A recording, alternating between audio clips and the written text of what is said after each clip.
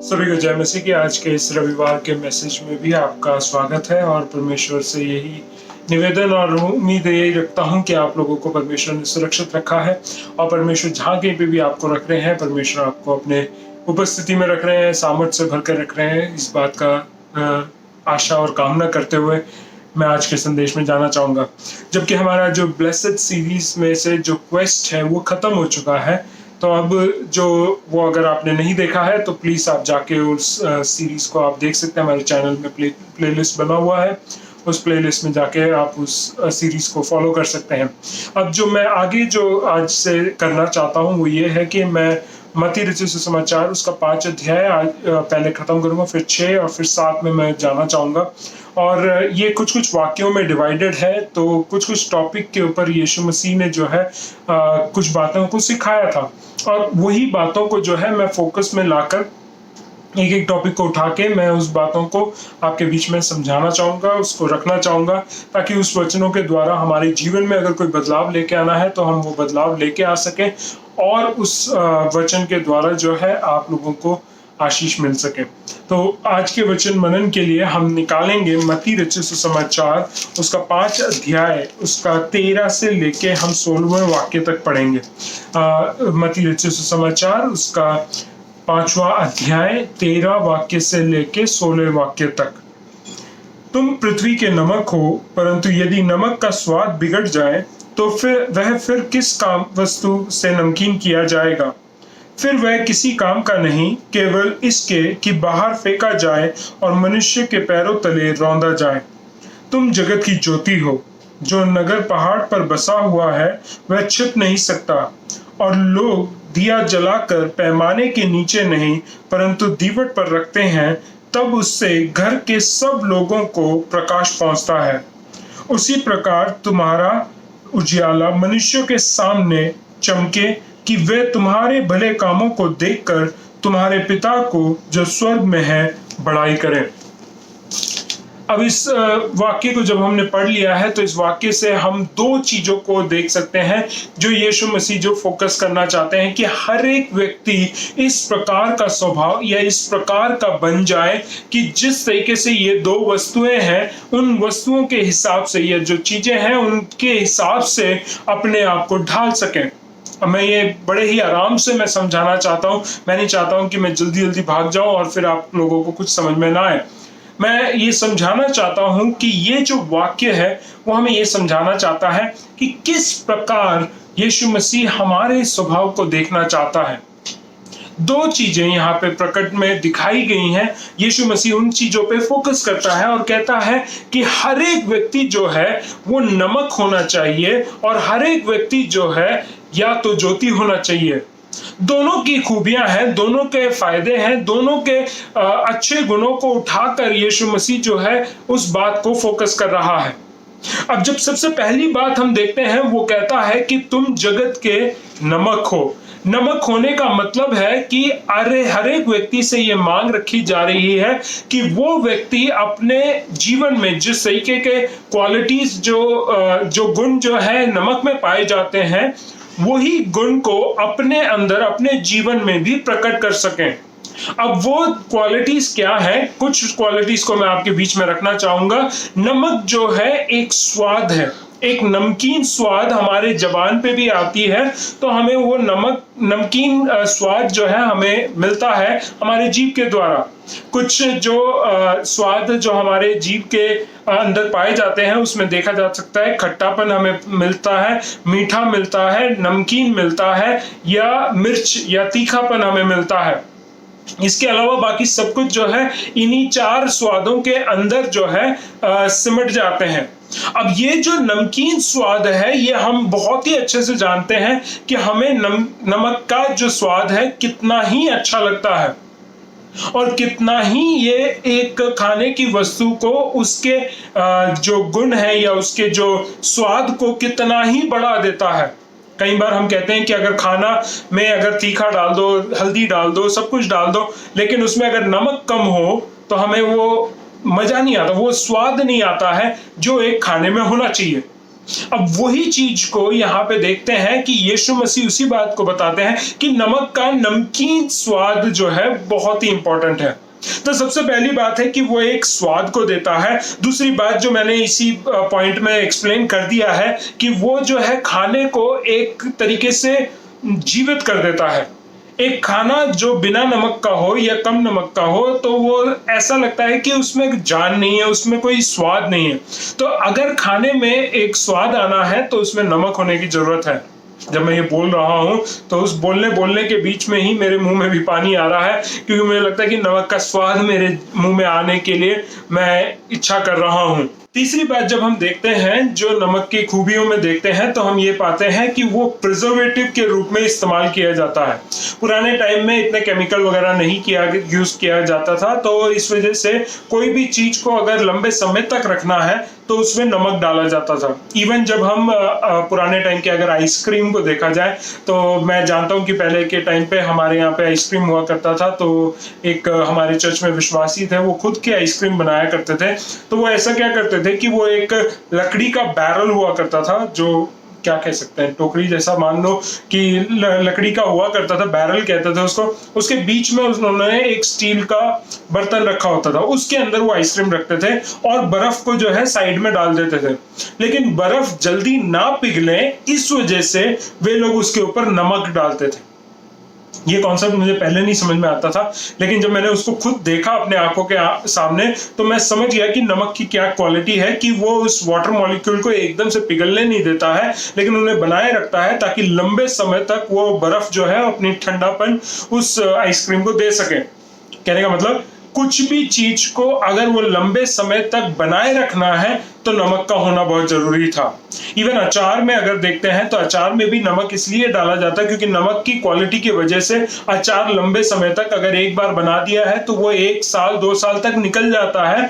क्यों? क्योंकि उसके अंदर नमक पाया जाता है। अब नमक की वो क्वालिटी है कि कोई भी चीज को बनाए रखने के लिए नमक को डाला जाता है, यानी कि उसकी क्वालिटी या खूबी में ये पाया जाता है। अब उसी के साथ साथ हम चौथी बात अगर देखते हैं तो नमक इसलिए भी डाला जाता था कि कोई चीज अगर खराब होने जा रही है, सड़ने वाली है, उसको सड़ाहट तक जल्दी पहुंचने से पहले ही नमक अगर डाल दिया जाए तो वो सड़ता नहीं है जल्दी। कहने का मतलब, जैसे कोई घाव भी हो जाए, घाव अगर मान लीजिए आप बहुत ही दूर हैं और हॉस्पिटल कहीं पास नहीं है और आपके पास कोई दवाई नहीं है, लेकिन आपके पास नमक है by chance for any good reason, लेकिन अगर आपके पास नमक है तो आप वो नमक अपने घाव पे डाल देंगे तो वो नमक जो है आपके घावों को सड़ने नहीं देगा, यानी कि उसमें पस क्रिएट नहीं करेगा, इन्फेक्शन क्रिएट करने नहीं देगा, लेकिन उसको प्रिजर्व कर देगा और उसको जो है बचा के रखेगा।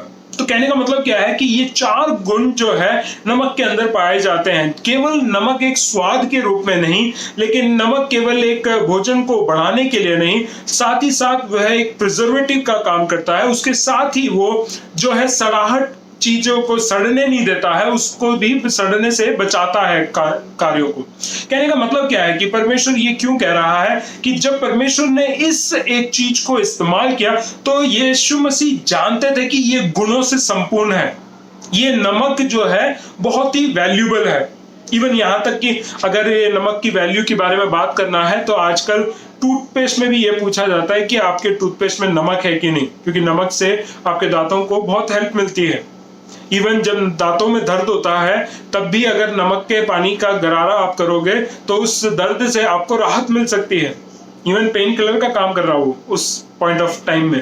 कहने का मतलब क्या है कि इतने सारे गुणों से भरा हुआ ये नमक को परमेश्वर जो है इस्तेमाल करता है अपने प्रचार में सिखाने के लिए, ताकि लोग जो है ये समझ सकें कि आप जो अपने मसीह जीवन में चल रहे हैं, आपके अंदर भी इस नमक का गुण होना चाहिए।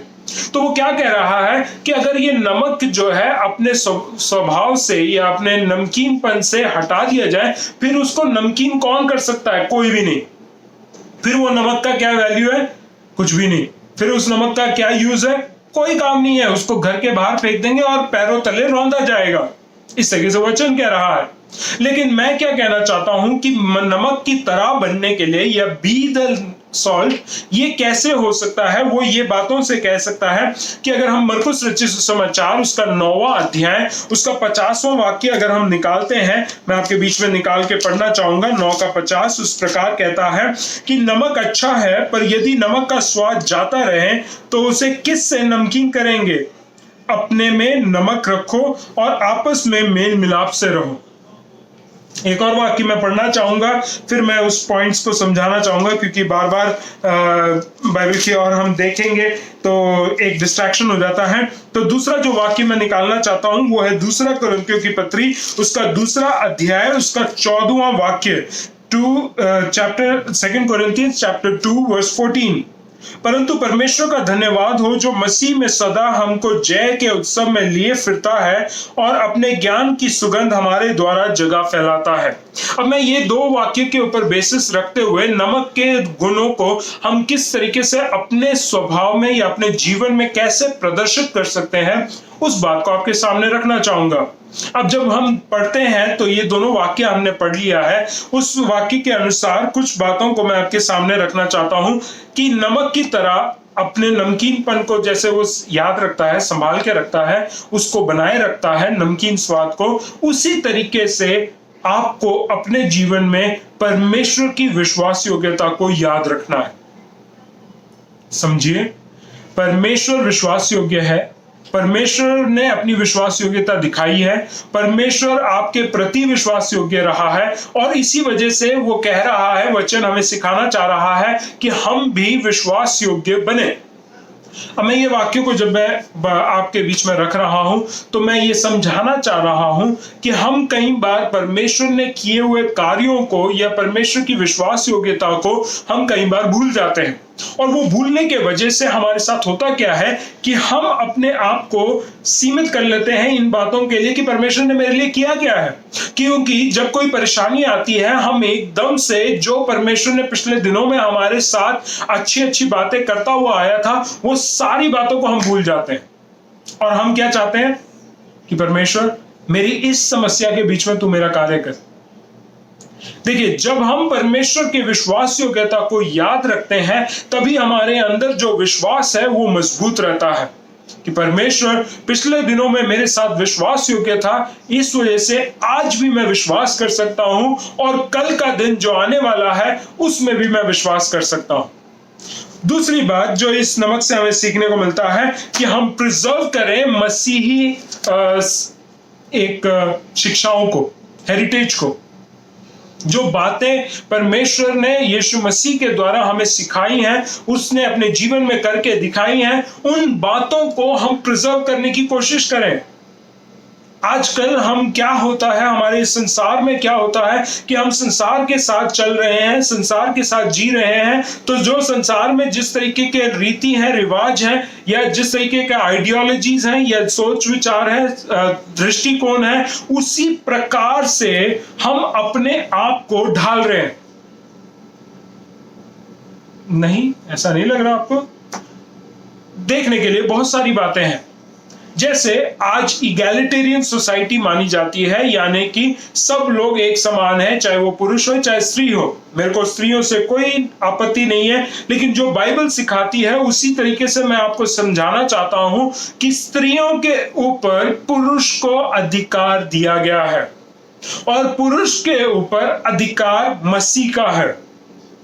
कहने का मतलब है जब हम इस सीक्वेंस के हिसाब से चलते हैं, उसी सीक्वेंस या उसी एक हायरार्की जो बिब्लिकल हायरार्की है उसके हिसाब से अगर हम अपने जीवन को चलाते हैं तो हमारे जीवन में समस्या नहीं आ सकती है।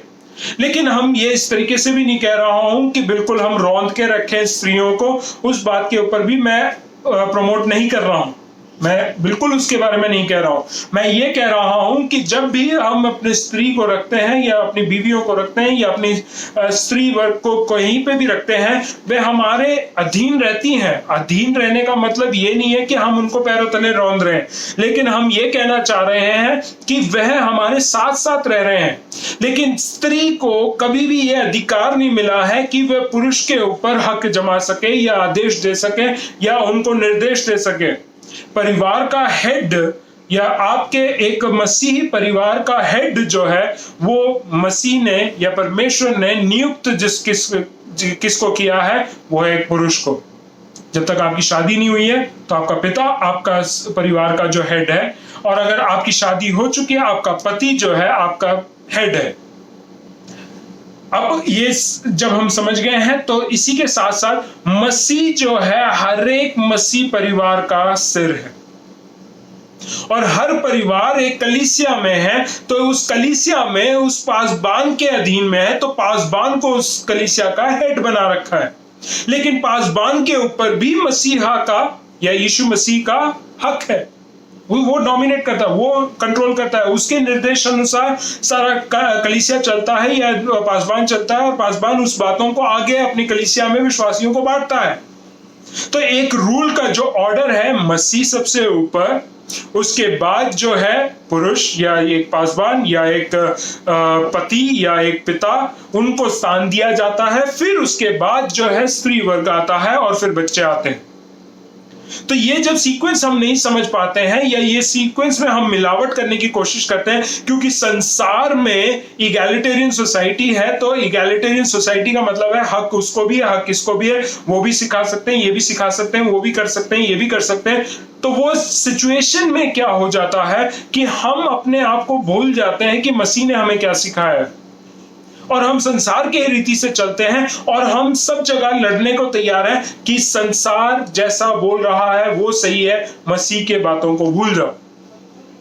एक और पॉइंट अगर लेना है तो इस प्रकार दिखा है कि स्त्री जो है कलीसिया में उपदेश ना दे, या पुरुषों को उपदेश देने के लिए नहीं रखा गया है स्त्रियों को।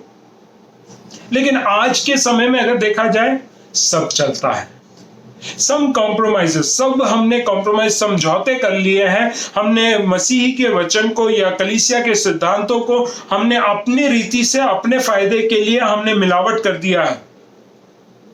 लेकिन मैं अपने अगर व्यक्तिगत रीति से मैं बात करूं तो मैं ये नहीं समझता हूं कि स्त्रियों को वो अधिकार दिया है बाइबल में, पुरुषों को दिया गया था, और वो अधिकार पुरुषों से आजकल छीन कर स्त्रियों को दिया जा रहा है। मेरे को नहीं पता, मैं उन कलीसियाओं के ऊपर आलोचना नहीं कर रहा हूं, लेकिन मैं अपने विश्वास की बात, अगर मैं अपने खुद के विश्वास की बात करूं, मैं किस स्टैंड पे लेता हूं, तो मैं अपने स्टैंड में यही विश्वास करता हूं कि परमेश्वर ने जब चेले भी चुने तो 12 चेले, 12 प्रेरितों को चुना, 12 के 12 जो थे वो पुरुष थे। जब एक की हत्या भी हो गई, जब एक ने अपने आप को आत्महत्या भी कर ली, उसके बाद भी जब चुनाव किया गया तब भी वो पुरुष का नाम लिया गया था। तो मेरा कॉन्सेप्ट ये नहीं है कि मैं कुछ बातों को बोलकर आपके अंदर कोई चेंजेस लेके आना चाहता हूं। बाइबल पढ़िए, अगर बाइबल आपको समझ में आता है या बाइबल आपको सिखाता है तो उस बातों के हिसाब से चले और आपका विश्वास जो है आपको बचाए। मेरा पॉइंट अभी भी वापस मैं उस नमक के ऊपर आना चाहता हूं, क्योंकि मैं बहुत ही ज्यादा डाइग्रेस हो गया हूं। तो मैं इस बात को लेके आना चाहता हूं कि हमें अपना क्रिश्चियन हेरिटेज को प्रिजर्व करना है, मसीही संस्कृति या मसीही सिद्धांत को हमें प्रिजर्व करना है, बचा के रखना है। तीसरी बात जो मैं कहना चाहता हूं कि हम परमेश्वर के वचन को सिखाने वाले होने चाहिए। हम जैसे नमक जो है नमकीनता को सिखाता है, जीभ को समझाता है कि मैं नमकीन हूं, और उसी तरीके से नमकीनपन को वो बनाए रखता है, और कहीं पे भी उसको डालो वो नमकीन स्वाद को लेके आता है। तो कहने का मतलब क्या है कि हम जहां कहीं पे भी हो, हम परमेश्वर के वचन को सिखाने वाले होने पाए। हम जो बातें वचन से सीखते हैं उसको, उसकी खराई, उसकी सच्चाई, उस आत्मिकता के साथ, उस साहस के साथ भरकर हम परमेश्वर के वचन को बांटने पाए। हम कहीं मिलावट ना करें, हम कहीं समझौता ना करें, जैसा परमेश्वर का वचन है उसी प्रकार हम वचन को बांटने पाए। आगे हम बढ़ना चाहेंगे। चौथी बात है कि हम अपने समाज के जो स्वाद को बदलना चाहिए मसीह के प्रेम के द्वारा। हमारे अंदर जो मसीह का प्रेम है, हमारे अंदर जो परमेश्वर का प्रेम है, जिसको हमने चखा है, जिसने हमें हमारे जीवन को बदला है, उसी चीज से, उसी प्रेम से हमें समाज के स्वाद को भी बदलना है।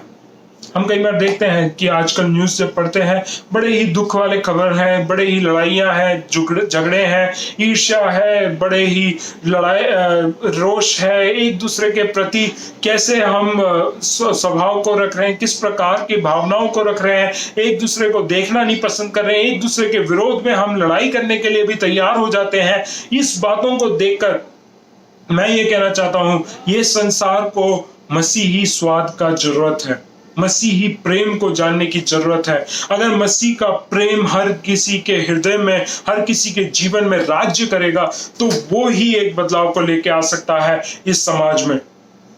अमेरिका का अगर सिचुएशन को बोलें, जो सारे संसार में भी फैला हुआ है, ऑलमोस्ट सारे देशों में फैला हुआ है, वो यही है कि रेसिज्म, जातिवाद।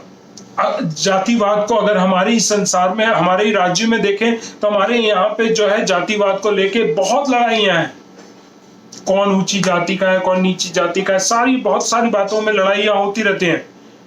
हम ये भूल जाते हैं कि अगला व्यक्ति भी इंसान है, अगले व्यक्ति के अंदर भी भावनाएं हैं, अगले व्यक्ति के अंदर भी अपने जीवन को लेके कुछ सपने हैं, अपने अगले व्यक्ति के अंदर भी कुछ चाह है, अभिलाषाएं हैं, उसको जीना है, कुछ उम्मीदें लगाए रखी, कुछ योजनाएं बना रखी हैं, वो हम भूल जाते हैं। लेकिन मसीह का प्रेम हमें ये स्मरण दिलाता है कि हम एक दूसरे को अपने जैसा प्रेम करें। मैं अपने आप को पथराव नहीं करूंगा, मैं अपने आप को डंडे नहीं मारूंगा। अगर मैंने कोई गलती करी है, मैं उसको सोचूंगा, समझूंगा और उसको सुधारूंगा। लेकिन उसके अलावा मैं जाके मैं अपनी पैरों की पिटाई नहीं करूंगा, मैं अपने हड्डी नहीं तोड़ूंगा, मैं अपना मुंह नहीं तोड़ूंगा, मैं अपने आप को आग में नहीं डाल दूंगा, मैं अपने विरोध गोली नहीं चलाऊंगा, क्योंकि मैं अपने आप से प्रेम करता हूं। और मसीह वही प्रेम चाहता है कि हम अपने प्रेम, जिस तरीके से हम अपने आप को प्रेम करते हैं, वैसे ही हम दूसरों को प्रेम करें, अपने पड़ोसी से प्रेम करें। जिस किसी को भी जो आपके शरीर से जुड़ा हुआ नहीं है, उसको अलग करके कोई भी व्यक्ति है, उस व्यक्ति को आपको प्रेम करने के लिए सिखाता है मसीह का प्रेम। जब हम उस तरीके से अपने जीवन को बिताएंगे, तो हम इस संसार में जो समाज है हमारा, उसका स्वाद बदलेंगे। आखिरी बात जो मैं इस सॉल्ट के ऊपर, मैं नमक के ऊपर बोलना चाहूंगा, उसके बाद मैं रोशनी की ओर जाना चाहूंगा, क्योंकि काफी टाइम मैं बिता रहा हूं इसके ऊपर। लास्ट है कि परमेश्वर को हर एक कार्य जो हम करते हैं, परमेश्वर को लोग ये देखने चाहिए कि परमेश्वर वहां दिख रहा है। Allow God to be seen in all that you do. यानी कि जो आप कर रहे हैं, जो आपको कार्य दिया गया, जो आपका उद्देश्य है, जो आप सुसमाचार प्रचार कर रहे हैं, जो आप भलाई का कार्य कर रहे हैं, जो आप कोई भी कार्य कर रहे हैं, अपनी महिमा के लिए ना करें। मेरे से लोग अटैच हो जाएं, मेरे से प्रेम करें, मेरे साथ जुड़े रहें, मेरी सुने, मेरी प्रशंसा करें, ये उद्देश्य नहीं होना चाहिए आपका मसीह जीवन में। आत्मिक जीवन जब हम चलाते हैं, हम किसी लोगों के लिए आत्मिक अगुए बन जाते हैं, आत्मिक पिता बन जाते हैं।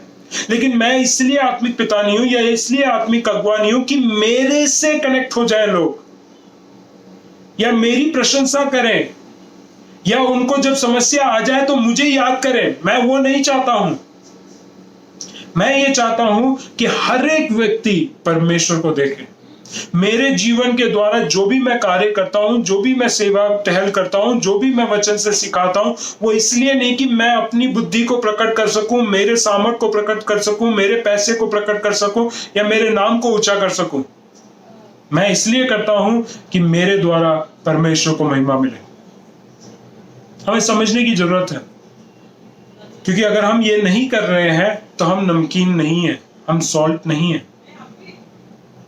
हम ये 5 चीजें जो हमें बोला गया है कि हम परमेश्वर की विश्वास योग्यता को याद रखें, हम मसीही सिद्धांत और मसीही सिखाए हुए बातों को प्रिजर्व करें, उन्हें बचाए रखें, हम एक दूसरे के जीवन में प्रेम करके उनके जीवन में कार्य करें, और समाज का जो स्वाद है उसको हम बदलाएं, और हम अपने जीवन में ये मौका दें कि हमारे जो भी कार्य हम करते हैं उसके द्वारा मसीह को या परमेश्वर को मौका मिले कि वह परमेश्वर की महिमा कर सके। आखिरी बात कि हम परमेश्वर के वचन को जहां कहीं पे भी है सिखाने पाए। अब मैं लाइट की ओर जाना चाहूंगा। लाइट की ओर में मैं एक ही वाक्य मत्ती रचित सुसमाचार वापस मैं आपको लेके जाने को कहूंगा। 5वें अध्याय उसका 14-15 वाक्य। मत्ती रचित सुसमाचार 5 अध्याय उसका 14, 15, 16 वाक्य। तुम जगत की ज्योति हो। जो नगर पहाड़ पर बसा हुआ है वह छिप नहीं सकता, और जो लोग दिया जलाकर पैमाने के नीचे नहीं परंतु दीवट पर रखते हैं, तब उससे घर के सब लोगों को प्रकाश पहुंचता है। उसी प्रकार तुम्हारा उजियाला मनुष्यों के सामने चमके, कि वह तुम्हारे भले कामों को देखकर तुम्हारे पिता की जो स्वर्ग में है बड़ाई करें। बस यही वाक्य मैं समझाना चाहूंगा और आपके बीच में अपने शब्दों को समाप्त करने की कोशिश करूंगा, लेकिन थोड़ा समय और आपको देना पड़ेगा। तो रोशनी की भी कुछ खूबियां हैं, उन खूबियों को आपके बीच में रखूंगा, और किस तरीके से हमें उन खूबियों को अपने जीवन में लगाना है उन बातों को भी मैं आपके सामने रखूंगा। रोशनी जो है अंधकार में ज्योतिर्मय करती है, यानी कि अंधकार को दूर करने के लिए, अंधकार से हटाकर हमें रोशनी में लाने के लिए एक लाइट की जरूरत है, एक दिए की जरूरत है, या एक कैंडल की जरूरत है, या एक बल्ब की जरूरत है, या एक ट्यूबलाइट की जरूरत है। हमें कोई एक सोर्स चाहिए जिससे रोशनी उत्पन्न हो सकती है। उसी के वजह से एक जगह का अंधकार जो है वो दूर हो सकता है। अभी अगर एग्जाम्पल के लिए लेना है, मैंने एक ट्यूबलाइट ऑन कर रखा है, मैं अगर ट्यूबलाइट को ऑफ कर देता हूं तो क्या होता है वो भी देख लेते हैं। ट्यूबलाइट अगर ऑफ हो गया है, छोटा लाइट भी ऑन है, अब अंधकार आ गया है, आप मुझे नहीं देख सकते हैं, आप मुझे नहीं समझ सकते कि मैं कहाँ हूं, क्या हूं, कैसे हूं और क्या बोल रहा हूं, कैसा शक्ल बना रहा हूं, कुछ नहीं पता है। लेकिन जैसे ही रोशनी वापस आती है, आपको दृश्य में आ जाता है कि किस तरीके से अंधकार हट जाता है, और जो कुछ चीजें यहाँ पे अंधेरे में थी वो सब कुछ रोशनी में आ जाती है। समझने के लिए कोशिश करें कि यहाँ पे परमेश्वर ये सिखाना चाह रहा है कि रोशनी से सिर्फ अंधकार दूर नहीं होती है, लेकिन जो अंधकार में छिपी हुई चीजें थी वो भी प्रकट में आ जाती हैं। अगला जो खूबी है कि अगर मेरे सामने कोई चीज आ रही है, अगर ये अंधकार में गिर रही होती तो मैं शायद बच नहीं पाता, क्योंकि मेरे सर पे गिरती और मेरे को चोट लग सकती है। लेकिन अब जब ये गिर रही है तो मेरे को दिख रहा है और मैं इसको रोक सकता हूं, और ये मैं प्रकट में मेरे को इसलिए हो रहा है क्योंकि मेरे सामने ये अंधकार में नहीं, ये रोशनी में मेरे सामने गिर रही है। यानी कि कोई भी अड़चने या कोई भी हर्डल्स या कोई भी प्रॉब्लम्स अगर हमारे जीवन में है, तो अगर आने वाली है या हमारे सामने रखी है, तो उस बात को भी रिवील करता है रोशनी। ठीक है, फिर उसके बाद आखिरी चीज है, रोशनी हमें जीवन देती है। नहीं होता विश्वास? तो आप ये समझ लीजिए कि एक प्लांट को अगर हम देखते हैं, एक पौधे को देखते हैं, तो पौधे को रोशनी बहुत जरूरत है। रोशनी के वजह से ही उसके जीवन में भोजन आता है। क्लोरोफिल जो बनता है, जो हरा बना के रखता है, वो रोशनी या सूरज की वजह से या सूरज की रोशनी की वजह से होता है। अब उसी जगह पे आप कह रहे हैं कि आपको रोशनी की जरूरत नहीं है, तो आप अगर एक रिसर्च, अगर आप गूगल पे भी सर्च करके देख लीजिए, अगर आप बिना लाइट के अपने शरीर को रखते हैं तो आपका शरीर किस तरीके का हो जाएगा, आप रिसर्च करके देख लीजिए। मैं बताना नहीं चाहता हूँ, आपके लिए थोड़ा होमवर्क देना चाहता हूँ। तो ये आपके लिए कार्य हो जाएगा कि आप गूगल में सर्च करेंगे कि बिना रोशनी के क्या इंसान जी सकता है या नहीं, तो आपको इसका जवाब मिल जाएगा कि रोशनी हमें जीवन देती है। अब ये बात को मैं आगे समझाना चाहता हूं कि हम ये रोशनी को कई बार छिपाने की कोशिश करते हैं। कहने की मतलब, जो रोशनी आपको मिली है, जगत की ज्योति यीशु मसीह है, और वो रोशनी जब आपके जीवन में आ जाती है, उसके बाद हम उस रोशनी को प्रकट नहीं करते, क्योंकि हम दिए को जलाकर दीवट पे नहीं रखते हैं, लेकिन टोकरी से छिपा देते हैं या बिस्तर के नीचे रख देते हैं। तो उस बात को क्या दर्शाता है कि हम हमेशा चुप रहते हैं जब हमें बोलना चाहिए। जब हमारे प्रति कोई गलत काम करता है या हम कुछ गलत होते हुए देखते हैं हमारे सामने, हम चुप रहते हैं। गली में कोई लड़ाई कर रहा है, हम आराम से खिसक जाते हैं। क्यों? क्योंकि हमें क्या बोलना है। लेकिन आपको वहां बोलने के लिए बोला गया है। आप वहां पे प्रेम को प्रचार कर सकते थे, वहां पे आप शांति को लेके आ सकते थे, लेकिन हम चुप रहते हैं। वो रोशनी को छुपाने को कहता है। और क्या कहते हैं कि हम कई बार समाज की तरह हो जाते हैं, लोगों की तरह, झुंड की तरह, भीड़ की तरह चलना शुरू कर देते हैं। वो लोग ऐसा करते हैं, हम भी ऐसे करते हैं। वो लोग ऐसे देख रहे हैं तो हम भी ऐसे देखेंगे। वो लोग ऐसे करके देख रहे हैं तो हम भी ऐसे करके तो हम समाज की तरह या भीड़ की तरह हम चलने की कोशिश करते हैं। लेकिन परमेश्वर ने आपको भीड़ की तरह बनने के लिए नहीं बनाया गया। आपको इसलिए बुलाया गया ताकि आपको वो अलग दिखाई दे सके, आपके अंदर मसीह का प्रकट हो सके, मसीह के स्वभाव को प्रकट कर सके। उस बात के लिए आपको अलग किया गया है। लेकिन हम फिर भी समाज की तरह या भीड़ की तरह हम चलना कोशिश करते हैं, तो आप अपने ज्योति को जो है छिपा रहे हैं। हम कई बार ज्योति का मानते भी नहीं है, हम नकार देते हैं। कोई अगर हमसे पूछे तुम मसीह हो, हम कई बार कहते हैं क्या, मैं तो ऐसा कुछ विश्वास भी नहीं करता हूं। ऐसा कुछ होता भी है? मसीह क्या है, परमेश्वर क्या है? कुछ नहीं है। हम जो भी करते हैं, हम जो भी बनते हैं, अपने बल पे, अपने बुद्धि, अपने सामर्थ, अपने पैसे से बनते हैं। इसलिए हम कई बार ज्योति का नकार भी देते हैं। हम कई बार अपने लाइट को डिम भी कर देते हैं। हम प्रार्थना करते हैं, हम प्रार्थना करते समय अपने कमरे के अंदर हैं, अकेले में करते हैं। कई बार हम सोते हुए में करते हैं, किसी को पता नहीं चलना चाहिए कि मैं प्रार्थना कर रहा हूं। ऐसे हम जीवन को बिताते हैं। या हमारा स्वभाव, जब हम अपने कार्यस्थल में जाते हैं या अपने स्कूल में जाते हैं या अपने कहीं पे भी रिश्तेदारों के पास जाते हैं, वहां पे प्रकट नहीं करना चाहिए कि हम मसीह हैं। हम कोशिश करते हैं कि अपने आप को छुपा के रखें या अपने आप को कम करके रखें, हम किसी की नजर में ना आ जाए। हम दूसरों को रोशनी के बारे में बताते ही नहीं। जो रोशनी हमें मिली है, जिस रोशनी ने हमारे जीवन को अंधकार से रोशनी में लेके आ गया, रोशनी की संतान बना दिया, रोशनी का वारिस बना दिया, उस राज्य के वारिस बना दिए, लेकिन हम उस रोशनी के बारे में किसी को प्रचार करते ही नहीं है। तो अगर आप ऐसा कर रहे हैं तो आप अपने रोशनी को छिपा रहे हैं। लास्ट है कि अगर आप दूसरों के जरूरतों को जानने के बाद भी उनको नकार देते हैं, तो आप अपनी रोशनी को छिपा रहे हैं। चलो अब रोशनी को छिपाने की बात पे छोड़ देते हैं। हमें क्या करना चाहिए वो हम बताते हैं। हमें अपनी रोशनी को ज्वलित करना है। सब लोगों के सामने हमारी रोशनी प्रकाश में होनी चाहिए कि जितने लोग भी हमारे घर में हो या हमारे कलीसिया में हो या हमारे परिवार में हो या हमारे रिश्तेदारों में हो, हमारे दोस्त में हो या हमारे कार्यस्थल में हो, वहां सब में उनको हमारी रोशनी का प्रकट होना चाहिए और वो रोशनी उनको जीवन देना चाहिए। पहली बात जो हमें करना चाहिए, स्पीक अप, यानी कि हमें बोलना शुरू करना चाहिए। हम चुप ना रहें। हमें जब मौका मिले सुसमाचार का प्रचार करें।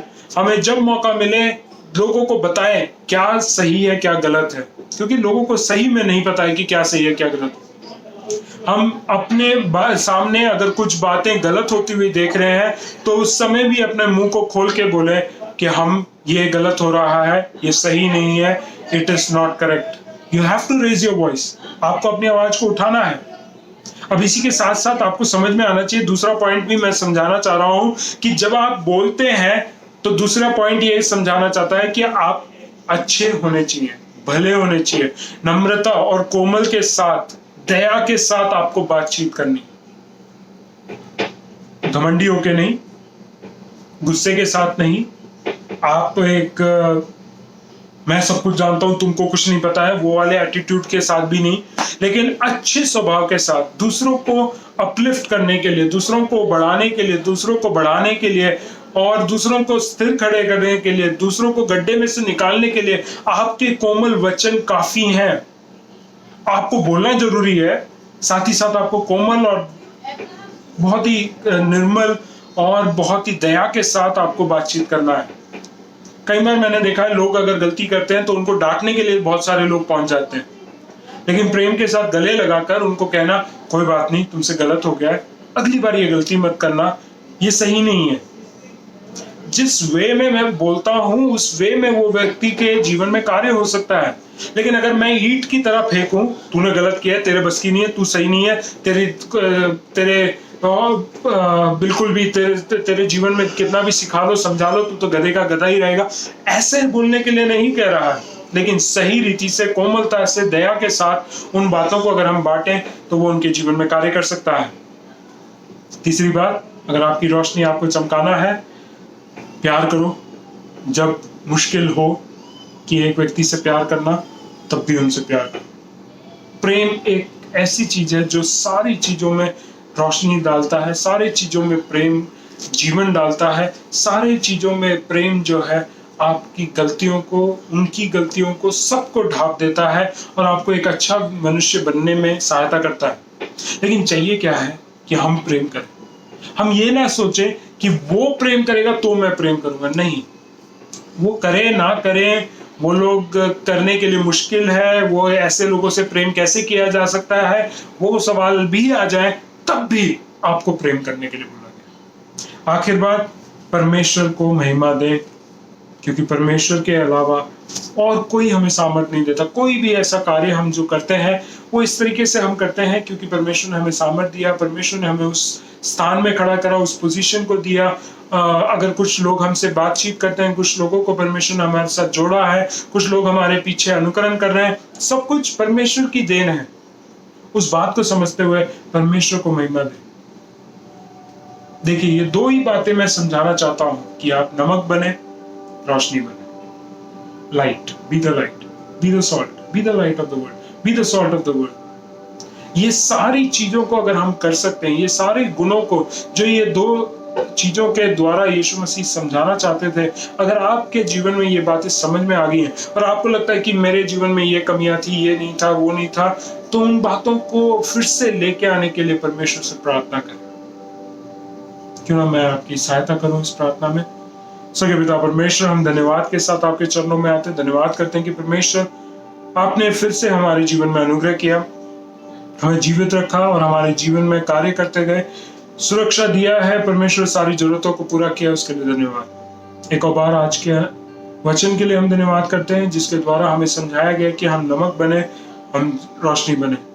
परमेश्वर, हमारे जीवन में उन चीजों की खूबियां शायद कमी में थी, आज हम अपने आप को आपके हाथ में देते हैं और प्रार्थना करते हैं, अगर जो कमियां हमारे जीवन में पाई जाती हैं, परमेश्वर अपने सामर्थ्य से, अपने बुद्धि से, अपनी आत्मा से हमें भरकर परमेश्वर उन कमियों को दूर कर दीजिए, ताकि आने वाले दिनों में इन वचनों के हिसाब से हम निर्दोष पाए जाएं, विश्वास योग्य पाए जाएं। एक और बार सारी बातों को आपके हाथ में देते हुए मांगते हैं, प्रार्थना विनती प्रभु यीशु मसीह के नाम से, आमीन। एक और बार मैं धन्यवाद करना चाहूंगा आप सभी लोगों का कि आप लोगों ने हमारे सारे समाचार जो भी प्रचार किए गए उन सभी को आप सुन रहे हैं, उसके द्वारा आप आशीषित हो रहे हैं।